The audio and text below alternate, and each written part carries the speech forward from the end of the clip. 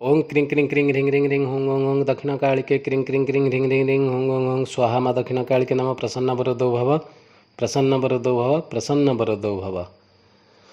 जिज्ञासुओं के जिज्ञासा पर, हमसे जुड़े हुए लोगों के जिज्ञासा पर आज हम एक विषय में चर्चा करने वाले हैं जो बहुत ही रोचक है और एकदम सत्य है। मृत्यु के बाद का सच क्या है, आज हम इस पर विचार करेंगे, इस पर बात करेंगे। अपनी जो एक्सपीरियंस है, एस्ट्रल ट्रैवल का जो एक्सपीरियंस है, साधना के जो शक्ति है, उस माध्यम से हमने जो ज्ञात करी है उस विषय में हम चर्चा करेंगे। मृत्यु के साथ साथ हमारा क्या होता है, मृत्यु के बाद हमारा क्या होता है। जैसे हमने इधर मृत्यु लोक में शरीर धारण किए, ये शरीर नहीं है, ये एक वाहक है। हमसे जुड़े हुए लोग ये जानते हैं, आप भी जानिए, ये शरीर नहीं, ये एक वाहक है। बहुत सारे अत्याचारों के बाद, बहुत सारे जन्मों के बाद, अपना सारे कर्मों का भुगतान के बाद हमें ये मिलता है, ये शरीर मिलता है, मानव शरीर मिलता है, एक वाहक मिलता है जिस पर हम सवार होकर किनारे तक जाएं, इस भव सागर के किनारे तक जाएं। किनारा कौन है? भगवान जी है। भगवान जी के पास जाने के लिए ये शरीर हमको मिला है। ऐशो आराम के लिए ये शरीर हमको नहीं मिला है, जिससे हम अभी एंजॉय कह रहे हैं, जिसको हम घूमना, खाना पीना, बोलना, ये वो बहुत सारे काम करते रहते हैं, बुरे कर्म करते रहते हैं। ये उसके लिए शरीर नहीं है, ये वाहक हमको दिया गया है शरीर के रूप में कि हम किनारे तक जाएं, भगवान जी के तक पास हम जाएं, ताकि हमने जो भुगत भुगत के आए हैं आज तक उसको दोबारा रिपीट नहीं हो। अब आए हैं तो इस शरीर हमको छोड़ना ही पड़ेगा। ये शरीर हमने लिए हैं तो हमें छोड़ना पड़ेगा। ये पायजामे की तरह है, आज मैंने पहन लिया, कल इसको उतार के रख दिया। ये शरीर का आपका परमानेंट नहीं है, इसको आप निरंतर युग युग तक धारण करते रहें। ये आपको कुछ ही समय के लिए दिया गया है। ये समय आपका जब ख़त्म होगा, ये शरीर आपको छोड़ना पड़ेगा। उसी समय के बीच में आपको किनारा तक जाना है, इस भवसागर को पारी करना है, भगवान जी के शरण में जाना है। और जैसे कोर्ट हमको नोटिस भेजता रहता है, आपको हाजिर होना है, नोटिस 1, उस तरह भगवान जी हमें नोटिस भेजते रहते हैं। बाल सफ़ेद हो गए, नोटिस 1, सुनने की क्वालिटी कम हो गई, नोटिस 2, देखना कम हो गया, नोटिस 3, रोग ग्रसित हो गए, नोटिस 4। आखिरी में जब हम उसका अपना मॉडर्न इलाज करते रहते हैं, बाल सफ़ेद हो गया, काला कर लिया, आंखें देखने का शक्ति छीन हो गया, हम चश्मे लगा लिए। जैसे सुनने का शक्ति छीन हो गया, हमने हियरिंग एड लगा लिए। हम बाहरी आवरण में उसका मुकाबला करते रहे, लेकिन हम जब जाने के लिए राज़ी नहीं हुए, हम नहीं जा रहे हैं, या हमें पछतावा नहीं है कि हम ये शरीर धारण क्यों किए हैं। हमें लोग बूढ़े हो गए, लोग चले भी गए, जाने अंत तक भी उनको पता नहीं है शरीर ने हमको धारण क्यों किया है। हम we can not take a single penny with us. हम 1 रुपये भी, एक छोटा से छोटा चीज़ भी हम अपने साथ नहीं लेके जा सकते। खाली हाथ आए थे, खाली हाथ जाने हैं, फिर भी हम लोग बटोरने में लगे हैं। जो मिला वो बटोरने लगे हम, और भूल गए ये वाहक है, ये शरीर नहीं है। हम लोग इसको शरीर समझे। हमारा इस शरीर को धारण करने का इरादा क्या है, क्यों ये शरीर हमको मिला, हमने क्यों मांग मांग के तरस तरस के ये शरीर धारण किया। शरीर मिलते ही हम भूल गए, बटोरने लगे बस। तो हमको जो लक्ष्य प्राप्ति के लिए जो शरीर मिला है, हम उसको भूल गए, बटोरने लग गए बस।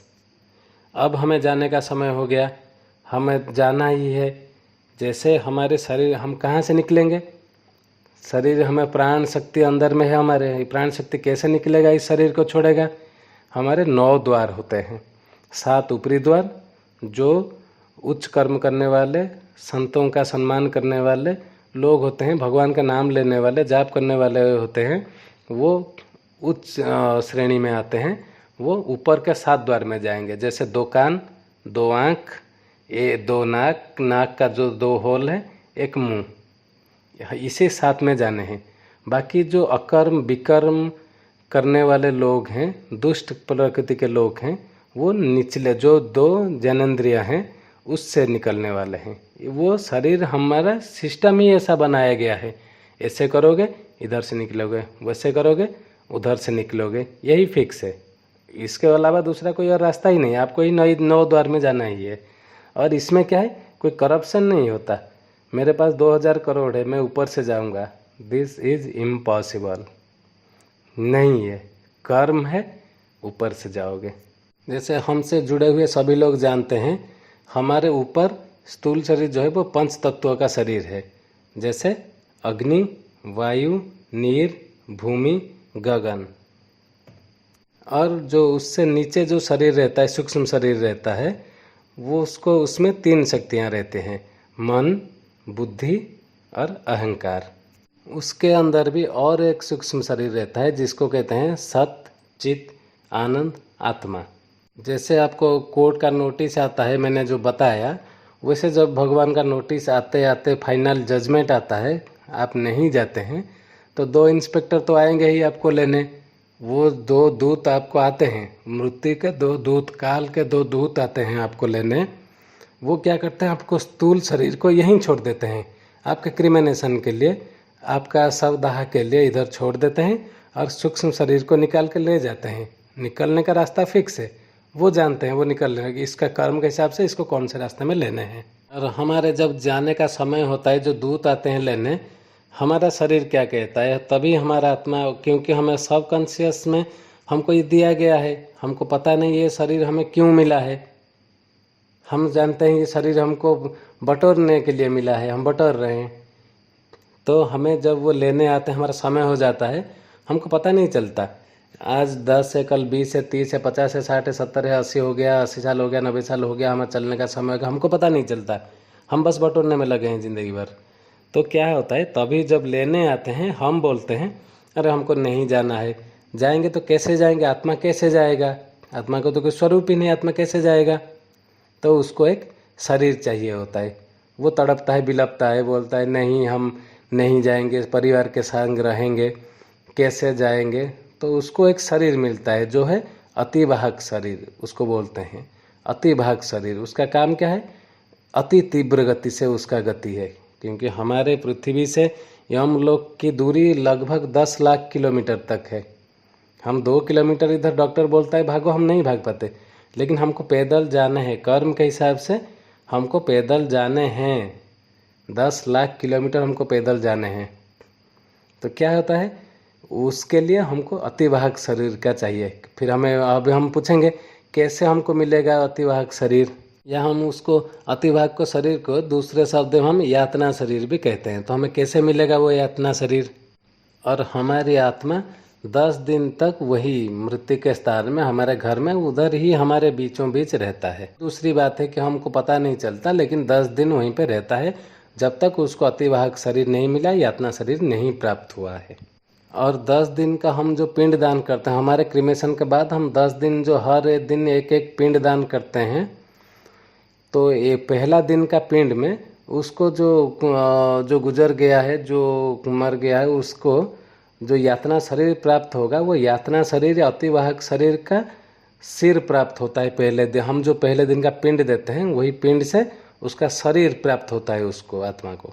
और दूसरे दिन के पिंड में उसको गर्दन और कंधे प्राप्त भी होते हैं। तीसरे दिन के हम जो देते हैं पिंड, उसको क्या प्राप्त होता है, उस यातना शरीर को हृदय प्राप्त होता है। चौथे दिन के पिंड में क्या प्राप्त होता है, उसको पीठ प्राप्त होता है। और 5वें दिन के हम जो पिंड देते हैं, उसको क्या प्राप्त है, धुनी प्राप्त होता है, अपना निचला हिस्सा प्राप्त होता है। और 6th डे का, 6ठे दिन का पिंड से उसको अपना और निचले भाग प्राप्त होते हैं, जो मतलब कुला कहते हैं। 7वें दिन में उसको जांघ प्राप्त होते हैं, थाइज प्राप्त होते हैं उस अतिवाहक शरीर को, यातना शरीर को। 8वें दिन में उसको घुटने, और 9वें दिन में 9th डे पिंड में उसको हम जैसे देते रहते हैं, उसको अतिवाहक शरीर को अंग प्राप्त होते रहते हैं। 9वें दिन तक उसका पूरा टांग, उसका पैर पूरा कंप्लीट। और 10वें दिन पिंड के साथ उसका यात्रा प्रारंभ होता है। लेकिन आत्मा उधर 10वें दिन जाता नहीं है, 10वें दिन शुद्धि का दिन है, उसी दिन 10 दिन तक दिया जलता रहता है। 10वें दिन उसका जात प्रारंभ होने का विधि है, लेकिन वो जाता नहीं है। और जैसे 11वां दिन हुआ, 12वां दिन हुआ, संप्रदाय को लेकर जहाँ जिसका 11वां दिन है, जिसका 12वां दिन है, 11वां दिन हो गया, प्रीति भोज हो गया, ब्राह्मण भोज हो गया, ठीक 13वां दिन ही उसका एक्चुअल में यात्रा प्रारंभ हो गया। समझिए, मतलब वो यमलोक के लिए 10 लाख किलोमीटर चलने का प्रारंभ हो गया उसका। और उस आत्मा को क्या होता है, 10 लाख किलोमीटर यमलोक तक पहुंचने के लिए उसको हर दिन 3000 किलोमीटर का पैदली सफ़र पार करना होता है। और वो मजबूर है, उसने कर्म नहीं किए, उसमें भगवान का नाम नहीं लिया, उसने दान धर्म नहीं किए, उन्होंने साधु संतों का अपमान किया है, साधु संतों का सम्मान नहीं किया, किसी का कोई गरीब का सहायता नहीं किया, बस बटोरने में ज़िंदगी बीत गया, तो उसको 2000-3000 किलोमीटर पर डे सफ़र तय करना है, वो भी पैदल में। और ऐसे यात्रा करते करते, हर दिन का यात्रा करते करते हमको 348 डेज 348 दिन, पूरा 1 साल लगता है यमलोक पहुंचने में। और ऐसा किसके साथ होता है, जो भगवान का भजन नहीं करता, ईष्ट का पूजन नहीं करता, मंत्रों का जाप नहीं करता। मंत्र जाप तो पारस पत्थर है, नाम जाप भी बहुत है, वो नाम जाप नहीं करता, मंत्र जाप तो छोड़ दीजिए, नाम जाप नहीं करता, साधु संत का अपमान करता रहता है, या वो मानता ही नहीं है धर्म को, भगवान को, साधु संतों को मानता नहीं है। ये जो मैंने प्रक्रिया बताया, 3000 किलोमीटर पर डे उसको पैदल चलना है। बहुत सारे आगे चर्चा कर रहे हैं इस वीडियो में, बहुत सारे रुकावटों स्टेशंस दे दे के उसको पैदल चलते चलते जाना है। किसके लिए है, जो कर्म नहीं किए, जिसके लिए ये शरीर मिला है उस शरीर का कर्म नहीं किए। और क्या होता, और जो भक्ति में लीन है, जो भक्ति भाव से चलता रहता है, अपने हर काम में भगवान को शामिल किया है, साधु संतों को गुरुत्व दिया है, उसका साथ क्या होता है, जो इष्ट पूजता है, जो शिव सहस्त्र नाम का जाप करता रहता है, उसके साथ क्या होता है, सीधे एरोप्लेन आता है, देवदूत आते हैं, सीधे विमान लेके आते हैं, उसको पैदल वैदल कुछ नहीं जाना, सीधे चलता है भगवान के पास, सीधे चलता रहता है विदाउट एनी डिफ़ॉल्ट, सीधे चलता रहे, सीधे बस विमान में बैठा चला। और उस विमान के लिए आपको क्या चाहिए, आप तो टिकट खरीदा ही नहीं है, विमान में तो आपको बैठना ही नहीं, वो तो रिजर्व्ड विमान है। ऐसे कोई आया बैठ गया, वो तो वैसा विमान नहीं है, इंटरनेशनल एयरवेज है इसमें। और टिकट क्या है, आपको पहले ही जिंदा जब आप थे, जब इस शरीर में थे, टिकट आपको यहीं पे खरीदना था, काउंटर यहीं पे है, काउंटर ऊपर कहीं नहीं है टिकट का। और वो टिकट क्या है, अपने इष्ट का पूजन, गुरु के शरण में रहना, अपना इष्ट का पूजन, गुरु के शरण में रहना, भगवान का मंत्र जाप करना, यही तो है टिकट।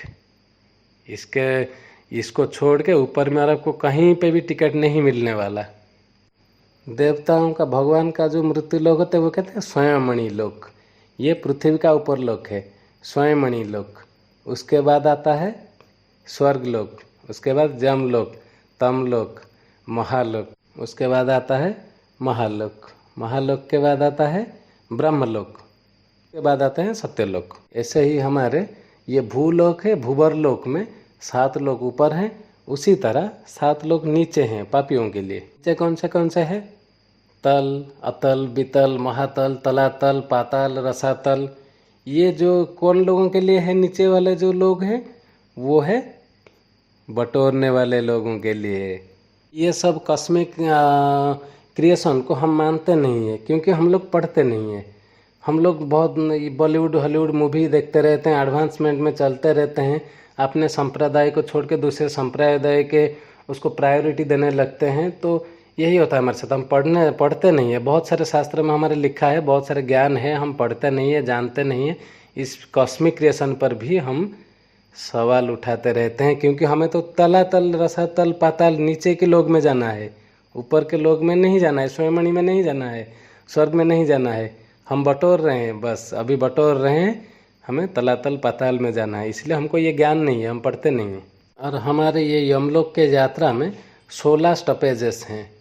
हम जैसे बॉम्बे जाते हैं तो बीच बीच में स्टॉपेज होके जाते हैं, हमारे और 10 लाख किलोमीटर के बीच, यमलोक के बीच में 16 स्टेशन आते हैं। और पहला स्टेशन का नाम क्या है, यम्यपुर। पहले हम जाएंगे यम्यापुर में ही पहला स्टॉपेज आत्मा का, उस अतिवाहित शरीर का, यातना शरीर का। और वहाँ पे कुशभद्रा नाम का एक नदी बहता है और एक बहुत विशाल बट वृक्ष है। यहाँ और क्या होता है, यहाँ पे एक जो बट वृक्ष है उसके नीचे आपको बैठने के लिए नहीं मिलेगा। आपने भगवान का नाम नहीं लिया, आपने भगवान का नाम जाप नहीं किया, आपके घर साधु संत गए अपने मर्जी से, तो आपने खाली हाथ उनको वापस भेजा है, आपने अन्याय किया है, आपने जो भक्त का आदर नहीं किया। भगवान ने जो भक्त का आदर नहीं करता भगवान उसको भक्त नहीं मानते, जो भक्त का अनादर करता है उसको भगवान भी भक्त नहीं मानते। उधर उसको यम्यापुर में उसको क्या करना होगा, उधर 10 सूर्य होते हैं, 10 सन्स आर देयर, 10 सूरज होते हैं। जो एक एक सूरज का टेम्परेचर लगभग 50 डिग्री रहता है। और नीचे वाला जो हिस्सा होता है वो रेत से भरा हुआ, बालू से भरा हुआ, तपता हुआ, मतलब जैसे आग में जल रहा हो उतना गर्म बालू रहता है। उसी में भी आपको सेम स्पीड जाना है। बट वृक्ष के नीचे आपको वो दिखाने के लिए, तड़पने के लिए है, आपको उसके बीच नीचे बैठने के लिए अनुमति नहीं है।